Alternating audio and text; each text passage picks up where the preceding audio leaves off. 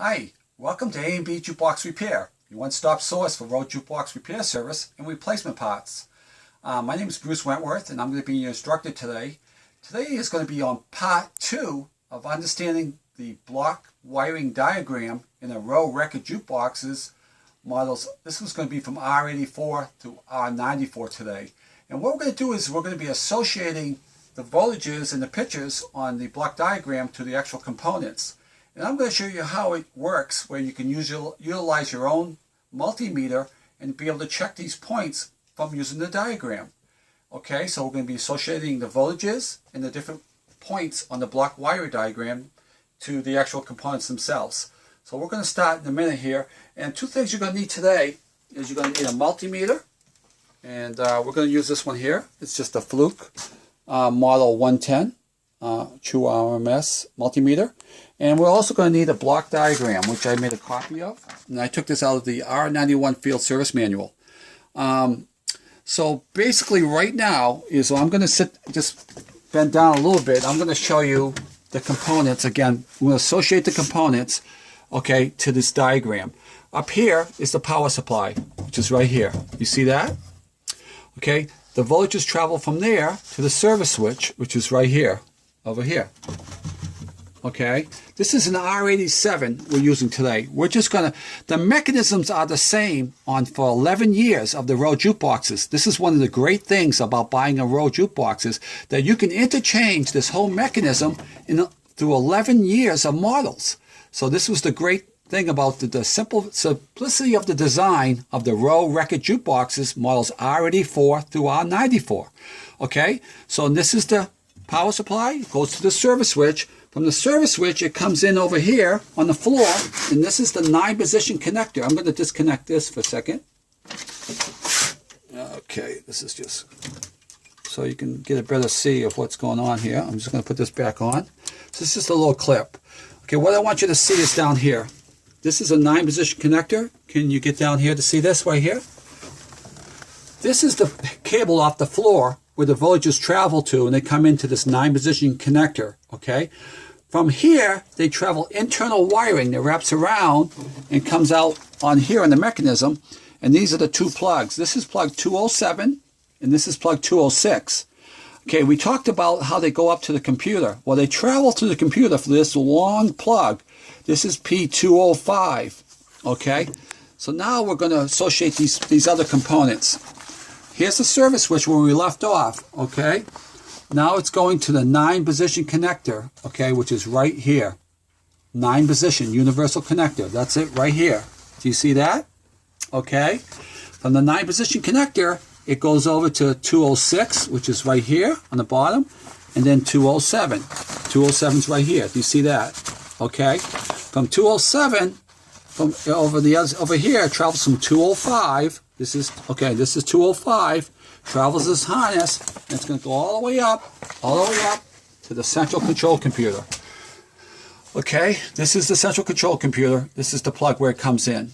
Okay, so now you have a basic understanding of the block wiring diagram, how it associates to the components in your jukebox. We're going to go ahead and check some of these voltages. The ones I wanted you to understand is for a quick diagnostic of a jukebox, you got to know whether the mechanism itself is getting the voltage. And what's the best way to check that? Well, you can check it at different points, but I wanted you to go to the 9-position connector up here. Okay, so then I'm going to look at the colors. Do you see the colors here? Okay, the orange, all right, the orange, and you see the brown, the black, the brown, the yellow, the brown with a white stripe, the BRs for the brown, the red, and that. The red is always 28 volts DC. The brown is going to be 8 volts DC. Okay? The yellow is going to be 28 AC. So let's check those 3 voltages and see if we're coming in. So we're going to do that right now. We're going to put the power on. We're going to set up the multimeter on DC voltage. Okay? Here's the DC voltage. I'm going to put this up so you can see it. Can you see that? Okay. Now you're going to take your common probe and you're going to stick it in the black wire. Black is always common. Okay. So we're going to stick it right into the plug. You see that? First wire to the right. 3 wires on the right. Okay. That's the black.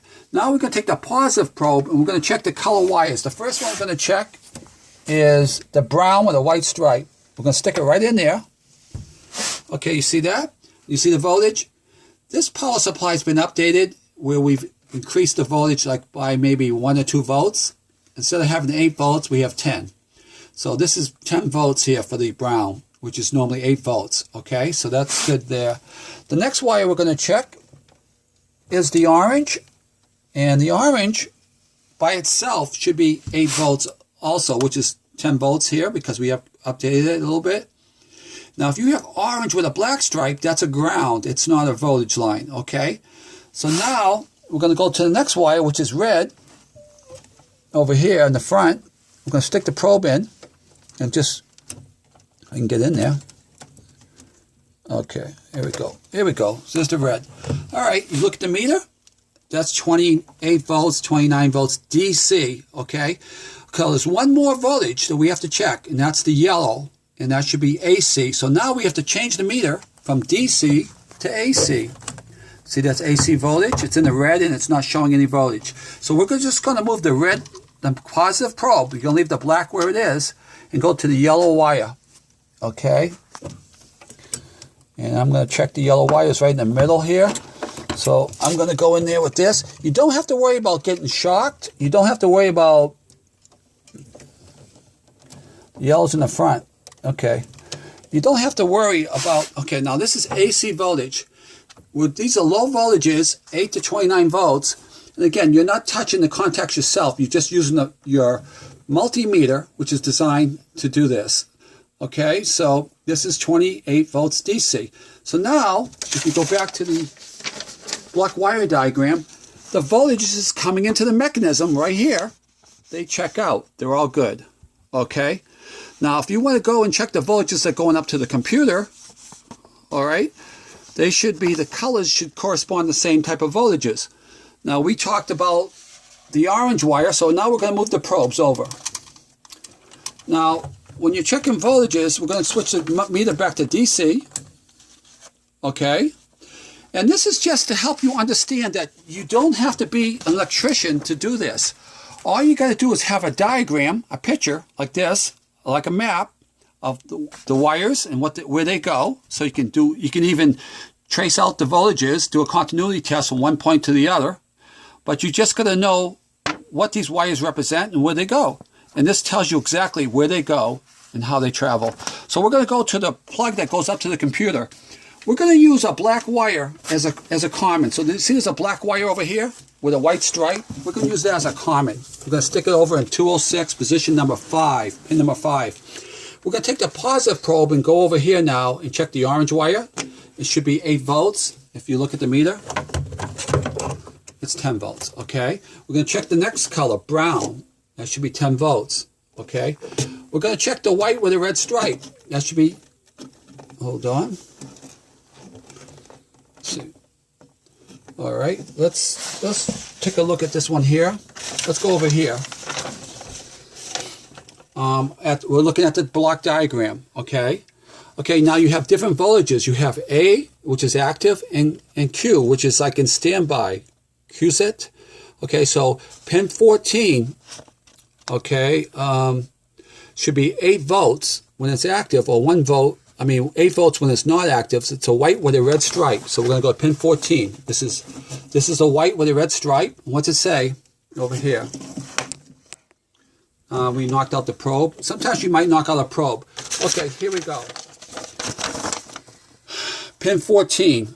Okay, it's a white with a red stripe. It says when it's not active, it's 8 volts. You see the 8 volts here? It's 9 volts. Okay, that's what it's telling you. It's non-active. Now, we talk about how does it come active? Well, the signal comes from the computer to send to the mech board become active, okay? So we can do that. We can simulate that now if we want. Okay, one way to simulate that would be this. I'm just going to show you something. Okay, let's go to the magazine turntable motor. Turntable motor here. If you can see, it's position number 13. It's white look with white with let's see if it's a black stripe or blue stripe. It has a little chart on what the colors represent.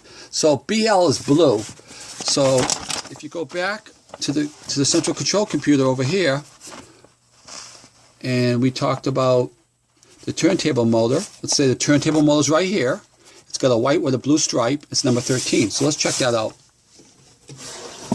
All right, white with a blue stripe, and this is right over here. This one's stuck.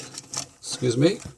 There's the white with a blue stripe. Now we're going to bring this, make it active, and we're going to make this, when it comes active, let's see what happens.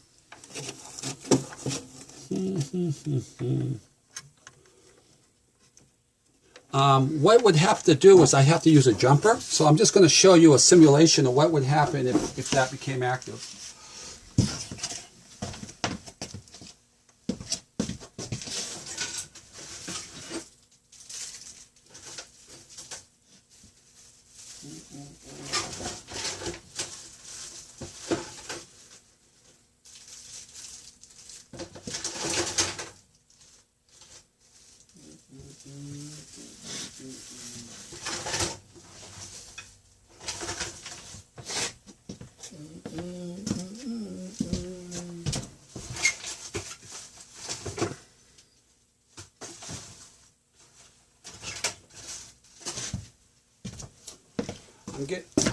Sometimes I get a little ahead of myself, and let me just jukebox. I get ahead of myself and I start doing all kinds of probe testing and stuff. But basically, what I wanted to show you is this. I just want to show you what happens when you make something active on the computer. Okay, this is pin number. This is the turntable motor. And if you bring it to ground, as you can see, the turntable starts working. Okay, we did the job of the computer. The computer brings it to ground to one of these transistors right here, and when it comes, it activates the gate that allows the voltage to travel through, which activates the motor, puts the terminal across the motor. That's what it means when you see this. When you see the two different voltages, one says active, one says QSIT, which is okay, inactive. Okay, so that's where the voltage came in over here. But when we took this off here, and we check the voltage of that pin now, this one here is 29 volts. Okay, this is the motor. Okay, and let's check that one. See, this is the turntable motor. See the QSIT, when it's not active, it's 28 volts DC. And you see the meter? 28 DC. So the more time you spend checking voltages with your multimeter, the more you'll understand how they work, how your motors get the voltage from the signals from the computer to the mech board, which allows the transistors to come to ground, which allows the voltage to go through to the motors to activate. So this is how it works. This is the functions of a block wiring diagram, and this is basically how it works. So now you can understand how the voltages get from one point to the other point and to the next point, how the signals from the computer to the mech board become active or inactive, and how to troubleshoot and trace a wire from any given point on your diagram on your jukebox, to know whether the jukebox, the wiring is good, and whether you're getting the voltage at that particular wire. So we're going to close for today. So this is part 2 of understanding a block wiring diagram in a rowe model record jukebox models R84 through R94.